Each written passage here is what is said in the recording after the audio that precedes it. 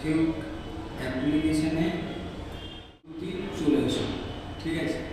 আর Facebook ডিসকার জন্য আমার আগুনে আছে, ফলো করো।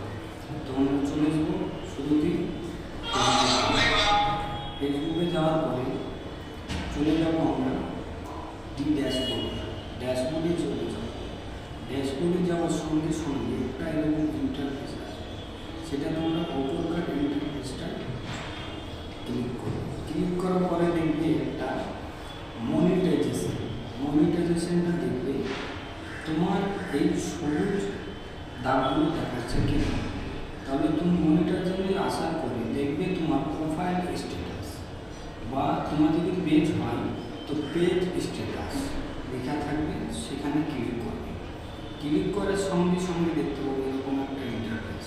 তো ইন্টারফেস আসবে যখন তখন এখানে দেখতে পাবো, উপরে দেখতে পাবে একটা তোমার নাম দিয়ে তার পাশে যদি দেখবে একটা 3 ডট মতো একটা চিহ্ন আছে, সেই চিহ্নটা দেখবে